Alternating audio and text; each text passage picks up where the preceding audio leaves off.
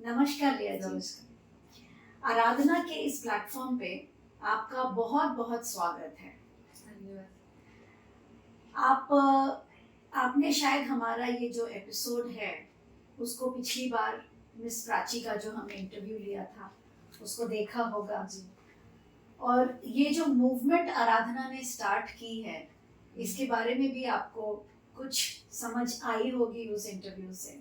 बहुत ही अच्छा इनिशिएटिव है जो आप लोगों ने ये चालू करा है, बहुत ही सोच के सारे आर्टिस्ट को लेके, जो कि बहुत ज़रूरत थी होने की, पर कोई कर नहीं रहा था। जी, तो मैं जानना चाहूँगी कि आप अपने बारे में कुछ बताएं। मेरा नाम रिया शर्मा है। मैं एक क्लासिकल भरतनाट्यम डांसर हूँ। 8 साल की उम्र से मैंने शायद ये सीखना शुरू कर दिया था। 10-12 साल हो चुके हैं। अब मैं आपके सिखाना शुरू करा है, अभी थोड़े महीने ही हुए हैं। बचपन से मैंने सीखना शुरू, खुद से मेरा इंटरेस्ट तो नहीं था, पर मेरी मम्मी जो थी, मेरी मम्मी उनका म्यूज़िक में था। वो अपना सपना तो पूरा नहीं कर पाई क्योंकि हाउसवाइफ ये वो बहुत चीज़ हो जाती है जो इंसान को रोक देती है। तो उन्होंने मुझे इसके थ्रू मेरे को वो दिखाया और मुझे इसमें पुश करा। स्टार्टिंग उन्होंने करी थी, पर बाद में मेरा इंटरेस्ट अपने आप डेवलप हुआ और इसके थ्रू लगाव अपने आप बढ़ा और उसके बाद से फिर ख़त्म नहीं हुआ अभी तक। That's very nice. आपने बहुत इम्पोर्टेंट एक बात बोली कि आपकी मम्मी का रुझान था म्यूजिक की तरफ, हाँ जी। लेकिन वो कंटिन्यू सिंगिंग नहीं, में, सिंगिंग म्यूज़िक में, में। हाँ, लेकिन वो कंटिन्यू नहीं कर पाई बिकॉज वो हाउसवाइफ थी और बहुत सारे अलग अलग प्रॉब्लम्स उनके साथ होते रहते थे। तो मैं जानना चाहूँगी कि आप भी एक लेडी हैं, हाँ जी। यू आर अ गर्ल, कल को आपकी भी फैमिली होगी, तो आपको लगता है कि एक गर्ल अपने पैशन को आगे तक एक प्रोफेशन बना सकती हैं? म्यूजिक एंड डांस के बारे में ही पूछ रही हूँ। ये बहुत ही मुश्किल चीज़ है जो कि सच कहें अभी शादी से पहले जैसे मैं हूँ, तो अभी सब मेरे पे डिपेंड करता है कि मैं कितना करना चाहती हूँ, कितना मुझे सपोर्ट मिल रहा है। पर अगर उसके आगे मुझे जब परस्यू करना होगा शादी का, तो वो सिर्फ मुझ पे डिपेंड नहीं करेगा। वो मेरे आसपास के जो लोग हैं वो कितना कोऑपरेट कर रहे हैं, अगर वो सही लोग हैं नहीं है, तो उसकी वजह से अगर मैं आगे बढ़ पाई तो बढ़ पाऊँ, क्योंकि वरना लोग पुश करते हैं तो इंसान आगे बढ़ता है, पर लोग खींच के रख लेते हैं तो वही वो बैठ के वहीं रह जाता है। वाकई मतलब दम घोट देता है जी बिल्कुल। जो अंदर आपकी जो रूह है, जो आत्मा है। कहते हैं ना, music and dance is the sound of the soul. तो यानी कि आपका कहने का मतलब ये है कि जब विवाह हो जाता है तो पति, पिता, उनकी माता, उनकी बहनें, उनके भाई, उन सभी पर डिपेंड करता है कि आप किस प्रकार डांस और म्यूजिक जो इंडिया का कल्चर है वो आगे आप बढ़ा सकेंगे कि नहीं। बहुत जायज़ सी बात है। तो मैं ये जानना चाह रही थी कि आज के टाइम पे जितने भी स्टूडेंट्स पढ़ाई कर रहे होते हैं, ज़्यादातर हर एक के माँ बाप उनको पुश तो ज़रूर कर देते हैं ये सोच कर कि मेरे पड़ोसी के बच्चों ने सीखना शुरू कर दिया है, या स्कूल में एक्स्ट्रा करिकुलर एक्टिविटीज़ जो एक पीरियड होता है उसमें कुछ सिलेक्टेड स्टूडेंट्स को देख करके कुछ पेरेंट्स के अंदर ये इच्छा होती है, नहीं ये वाला आर्ट फॉर्म भी हम करके देख लेते हैं, ये वाला स्पोर्ट्स भी हम खेल के देख लेते हैं। मतलब हर एक चीज़ वो सिर्फ एक आजमाइश की तरीके से ज्वाइन करवाते हैं बच्चों को, क्योंकि पेरेंट्स को उसकी नॉलेज ही नहीं होती है। तो वो हर एक कोर्स में बस थोड़ा थोड़ा चाहते हैं कि बच्चे जाएं, सीखें, आ जाएं। तो आप इस चीज़ को लेकर क्या समझाना चाहेंगी जो आपकी अभी तक की जर्नी है, कि डांस को अगर कोई भी बच्चा सीखना स्टार्ट करता है तो क्या वो इसको एज अ करियर ले सकता है? बिल्कुल ले सकता है। पहले लोगों को इतना पता नहीं होता था कि ये करियर है। लोग सोचते थे ये तो सिर्फ एक हॉबी है, कि ये स्कूल कर लिया, ट्यूशन कर लिया, उससे थोड़ा सीख लो जाके बस। पर अब ऐसा नहीं है, अब इसको पूरा प्रॉपर करियर से लेके प्रोफेशनल हर चीज़ में लेके जा सकते हैं। पहले इतनी सुविधा नहीं हुआ करती थी, पर अब तो बहुत है। लोगों को पता भी होता है कि क्या है। हाँ, इसमें हम जब स्कूल से बच्चे कॉलेज में जाते हैं तो इसके कोटाज होते हैं कि आप अपने डांस कोटा में एडमिशन ले सकते हैं, उसके थ्रू आपको स्पेशल वो मिलेगी और एडवांटेजेस होते हैं। आगे जाके आप बेशक जाएं तो अपना इंस्टीट्यूट खोल सकते हैं और सिखा सकते हैं, परफॉर्मर बन सकते हैं। बेशक रास्ता मुश्किल होता है, पर ज़रूर रास्ता ज़रूर होता है। तो ये जो सफ़र है प्रोफेशनलिज्म बनने का, तो यहाँ क्या आपको लगता है कि गवर्नमेंट आप लोगों को सपोर्ट कर रही है? जैसे कोटा की बात आपने कही, हाँ। तो थोड़ा इस पर एम्फसाइज कीजिए, कोटा मतलब क्या होता है? देखिए, एक सच बात मैं कहूँगी, जब मैंने अपने कॉलेज के टाइम पे एडमिशन लिया था तब मुझे नहीं पता था कि ये कोटा होता है। अच्छा, हाँ, मतलब तो आप जो आज एक टीचर बन गई हैं, हाँ, आपको खुद ही इस नहीं कोटा पता के था, बारे में नहीं नहीं पता मालूम था। था। तो तब तो लोगों हमारे बहुत सारे दर्शक भी जानना चाहेंगे कि डांस के थ्रू कोटा क्या होता है और उसके बेनिफिट्स क्या होते हैं। हाँ, जैसे कि अलग, जैसे कास्ट के अलग कोटा होते हैं, वैसे ही डांस और अलग फिजिकल जो डिसेबिलिटीज वगैरह, ऐसे ही डांस का भी कोटा होता है। अच्छा। उसमें आप अपने दिखाते हैं कि आपने कितने साल सीखा, फिर टेस्ट होता है बकायदा, उसमें जब वो होते हैं तो उसके थ्रू आपको फिर वो मिलता है। मतलब क्या है उसकी फैसिलिटी, थोड़ा डिटेल में बता पाएंगी? जैसे कॉलेज में जब एडमिशन लेते हो, आपके अगर आपकी रैंक थोड़ी कम है पर आप जिसमें जाना चाहते हैं तो उसमें आपको थोड़ा कोटे मिलते हैं, तो आपकी थोड़ी पुश होती है रैंक, और उससे आपको, और जिसमें आप मन चाहे में करेंगे तो उसमें आपको मिल सकता है, उसकी प्रोबेबिलिटी बढ़ जाती है। अच्छा, तो ये कोटा पाने के लिए स्टूडेंट के पास क्या डिग्री होनी जरूरी है, जिस भी स्किल के लिए वो उस कोटा के लिए अप्लाई कर रहे हैं? जहाँ तक मेरे को नॉलेज है, पूरी डिग्री नहीं, पर अब एक लर्निंग डांसर है, आप सीख रहे हैं, आप उन्हें करके दिखाएंगे, वो ज्यादा मायने रखता है। मतलब आपका कहने का मतलब है कि आपको आप आना कंप्लीट विशारद तक, जो कि पीएचडी होती है, पीएचडी अलंकार विशारद संगीताचार्यता, वहां तक अगर नहीं भी गए हैं, मगर अगर आपने 2 या 4 साल भी अपनी लर्निंग डिग्रीज अगर कॉलेज में सबमिट की तो आप उस कोटे के लिए अप्लाई कर सकते हैं। अच्छा, ये तो बहुत इम्पोर्टेंट इंफॉर्मेशन है। रिया जी, आपने जिस कोटे के बारे में बात की है, गवर्नमेंट के किस किस एग्जाम्स में ये कोटा स्टूडेंट्स जो डांस सीख रहे हैं वो यूज कर सकते हैं? आप कोई भी फील्ड उठा के ले लीजिए, हर फील्ड में ये यूज होता है, चाहे फिर वो इंजीनियरिंग के एग्जाम्स हो, मेडिकल के, फैशन डिजाइनिंग, आईटी इंडस्ट्री, किसी भी में अगर आप अप्लाई करना चाहेंगे तो आप ये लगा सकते हैं। यहाँ तक कि आप आईएएस, आईपीएस, यूपीएससी जो एग्जाम होता है उसमें भी डांस कोटा लगता है और लोग लगाते हैं। वाह, तो ये तो बहुत मतलब इंफॉर्मेटिव बात है। आई थिंक सो स्टूडेंट्स जो आज डांस सीखना चाहते हैं और वो थोड़े थोड़े समय पे छोड़ देते हैं, उनको तो इस चीज़ का आई थिंक सो उन्हें तो मालूम भी नहीं होगा कि वो क्या डिग्री ले रहे हैं, आगे चलकर उन्हें कितनी मतलब it will be so useful for them in the future. Riya ji, आपको क्या लगता है, आप क्योंकि एक नॉन डांसर फैमिली से आई हैं और उसके बावजूद आपने विशारद तक भरतनाट्यम सीखा है और उसके बाद आप प्रोफेशनल भी बन गई हैं और आगे भी मुझे लगता है आप इस चीज़ को परस्यू करना चाहेंगी, बढ़ाना चाहेंगी। मुझे ये बताइए कि कल को अगर किसी भी आर्टिस्ट के पास कोई भी इश्यूज हो जाते हैं, फाइनेंशियल इश्यूज या फिजिकल एलिमेंट्स हो जाती है, जैसे कि मैं खुद आराधना रन कर रही हूँ पिछले 25 सालों से, और मैंने देखा है मेरे पास बहुत सारे टीचर्स आए और उनकी जो समस्याएं हैं सिर्फ मैं अकेली तो सॉल्व नहीं कर पाऊंगी, लेकिन आज जो हमने ये मुहिम शुरू की है उसका जो मेन उद्देश्य है वो यही है कि आप लोगों के द्वारा सरकार तक ये बात पहुंचाई जाए कि जो तकलीफें एक आर्टिस्ट भोग रहा होता है, जिन तकलीफों से वो गुजर रहा होता है, लेकिन इंडिया के कल्चर को, इंडिया के डांस फॉर्म्स को, आर्ट फॉर्म को वो फिर भी सहेज के रखता है, अपने परिवार की परवरिश कर रहा होता है, अपने स्वास्थ्य की परवरिश कर रहा होता है, अपने स्वास्थ्य का ध्यान रख रहा होता है, लेकिन फाइनेंशियली वो इतना इक्विप्ड नहीं होता है, उसके पास इतने पैसे नहीं होते हैं कि वो सारी चीज़ों को एक बैलेंस फॉर्मेट में चला सके। जैसे फॉर एग्जाम्पल अगर मैं बताऊं तो परसों की ही बात है, हमारे कथक टीचर का मैसेज आ रहा है कि मैम मेरी वाइफ को एक्सरे करवाना है, मैं डॉक्टर के पास खड़ा हूँ, प्लीज थोड़े पैसे भेज दीजिए।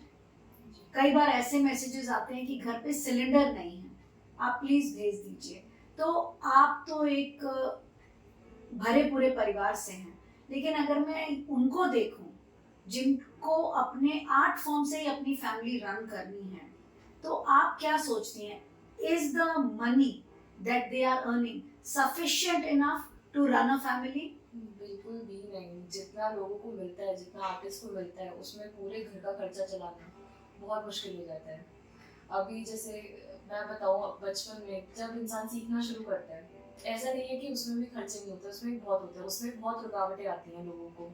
ठीक है, मेरे को तो फिर भी मेरे गुरु का बहुत अच्छा साथ मिला था, ऋषि का, कि मैं परस्यू कर पाई, कई लोग उसी में रुक जाते हैं क्योंकि उसमें भी बहुत खर्चे होते हैं। अगर कोई म्यूजिकल आर्टिस्ट है तो उसको इंस्ट्रूमेंट्स लेने का खर्चा, उसकी रिपेयरिंग का, वो भी बहुत कोई छोटा अमाउंट नहीं होता। कोई डांसर है तो उसकी कॉस्ट्यूम से लेके ज्वेलरी तक का, ठीक है, आप परफॉर्मेंस करने जाते हैं, पीपल अप्रिशिएट करते हैं, बट ये कि आपको ज़्यादा से ज़्यादा सर्टिफिकेट मिल जाएगा, कोई ऐसी कोई अमाउंट नहीं मिलती है, ठीक है, कि जिससे कि आप और आगे का रास्ता परस्यू कर पाए, ठीक है। तो मैं ये इसमें अपने पूरे घर का अकेले का खर्चा निकालना बिल्कुल भी आसान चीज़ नहीं है। इसीलिए कई बार लोगों को अपना मन मार के दूसरी चीज़ें करनी पड़ जाती हैं, इसको शाम के लिए या सैटरडे संडे के लिए या फिर इसके लिए रखना पड़ जाता है, और दूसरे कामों को भी करना पड़ता है। चाहे लोग बेशक इसको पूरा full on as a career pursue करना चाहें, पर चाह के भी नहीं कर पाते। क्यों? क्योंकि इतने पैसे मिल ही नहीं पाते जिससे कि वो अपना या अपने परिवार का खर्चा आगे खुशी से निकाल पाए। ये तो बहुत ही हृदय विदारक बात है कि इंडिया, जो कि अपने कल्चर, डांस फॉर्म्स के लिए पूरे विश्व में जाना जाता है, आज वहीं के डांसर्स अपने घर के खर्चे भी नहीं निकाल पा रहे हैं। और ये मुझे लगता है इस मुहिम को शुरू करने में, इस मुहिम को चलाने में जो समय लगेगा, मुझे नहीं पता कब तक सरकार तक मैं ये बात पहुंचा सकूंगी, मैं उस समय तक जीवित भी रहूंगी कि नहीं, मगर मेरी पूरी कोशिश है कि जितने भी आर्टिस्ट्स को मैं इस पटल पर बुला सकूं, उनके तकलीफों को आप तक पहुंचा सकूं, ये समझा सकूं कि जिन्होंने अपना पूरा जीवन बचपन से लेके अभी तक, इनफैक्ट मैं तो रिया जी के लिए बोलूं तो शी इज वेरी यंग, मतलब जो आर्टिस्ट 45-50 एज के होते हैं उसके बाद उनकी बॉडी जवाब देने लग जाती है, वो स्ट्रेंथ नहीं रहता है उनके पास कि वो डांस कर सके। और बाकी प्रोफेशंस में देखा जाए तो it's regarding some other skills जिसको बैठ करके भी किया जा सकता है, मगर एक भरतनाट्यम डांसर, एक कथक डांसर, एक कुचिपुड़ी डांसर, एक तबला वादक, अगर हम इनकी बात करें तो they need lot of physical strength to continue this art. और जब तक वो अपने हेल्थ का ध्यान नहीं रखेंगे, अपने बॉडी का ध्यान नहीं रखेंगे, वो इस चीज को सिखा ही नहीं सकते हैं। तो आप क्या कहेंगी कि जो लोग 50-55 की एज तक पहुंच गए हैं and they are Bharatanatyam dancers, मैं भरतनाट्यम को ही अभी ज्यादा इसलिए बोल रही हूँ क्योंकि you are the mascot of Bharatanatyam right now, तो जो इस एज तक पहुंच जाते हैं, क्योंकि भरतनाट्यम में फुटवर्क बहुत जरूरी है, बहुत स्ट्रेंथ चाहिए आपके फुट की। अगर उनके घर में गैस सिलेंडर नहीं है, वाइफ के लिए एक्सरे कराने के पैसे नहीं हैं, तो जिम जाने के और लेग ट्रेनिंग के तो पैसे उनके पास बिल्कुल भी नहीं होंगे। तो ऐसे केस में आप क्या एडवाइस देती हैं या क्या सजेशंस है आपका कि गवर्नमेंट को क्या करना चाहिए आर्टिस्ट्स के लिए?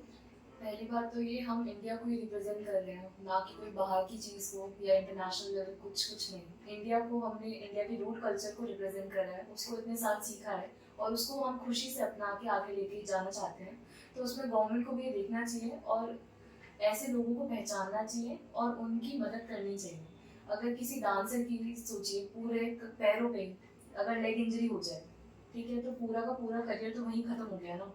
तो ऐसे को बहुत ही सोच समझ के गवर्नमेंट को कुछ तो करना चाहिए। आप जैसे कहते हैं एक स्टाइपेंड हो गया, या फिर जैसे नॉर्मल एजेड पीपल के लिए बनाया जाता है, ऐसे आर्टिस्ट के लिए एक स्पेशल कोटास कुछ बनाने चाहिए जिसमें कि उनके गवर्नमेंट हॉस्पिटल्स में लेके कुछ कार्ड्स बने, या कुछ ना कुछ तो करना चाहिए और इस चीज़ को देखना चाहिए। मतलब आपका कहने का मतलब है उनके पास एक कार्ड होनी चाहिए जिससे कि उनको कोई मेडिकल फैसिलिटी लेनी हो तो वो उस कोटा के थ्रू ले सकें। एडमिशन की बात आपने जैसे बोली, वहां तक गवर्नमेंट ने काम किया है, लेकिन अब एजेड लोगों और एजेड आर्टिस्ट के लिए भी उनको कुछ करना होगा। कुछ स्टाइपेंड हो, पेंशन हो, या उनको मेडिकल फैसिलिटी के लिए कुछ मिले। उनके बच्चों के लिए जो कि अफोर्ड नहीं कर सकते हैं अगर, तो उनके बच्चों के लिए भी कुछ फैसिलिटीज हो ताकि वो अपने बच्चों को अच्छी शिक्षा दे सकें।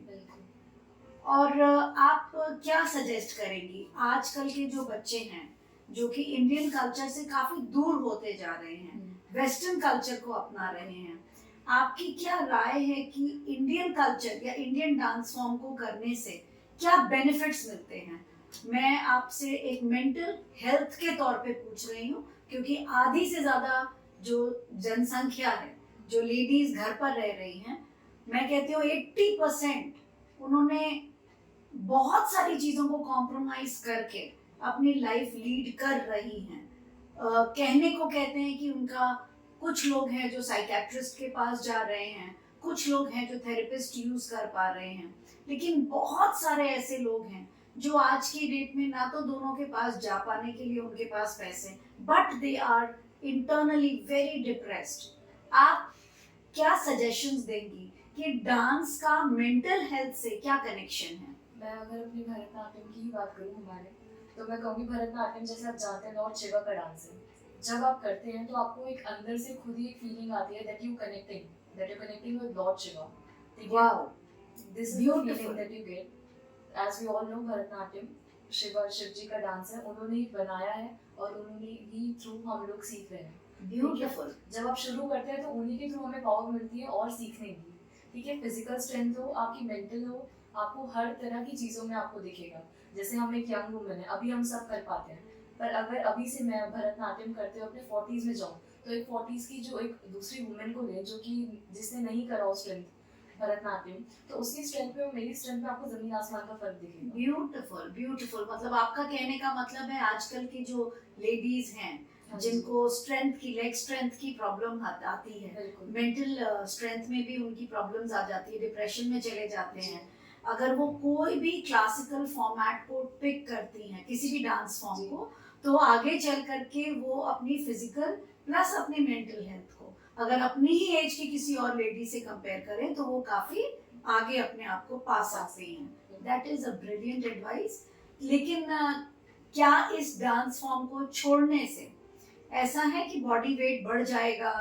ऐसा कुछ नहीं, बॉडी वेट बढ़ेगा, पर हाँ आप अगर छोड़ देंगे तो वापस आना थोड़ा मुश्किल हो जाता है। इसीलिए हमेशा करते रहना चाहिए, रुकना नहीं चाहिए। बेशक आप थोड़ा करें पर रुके नहीं।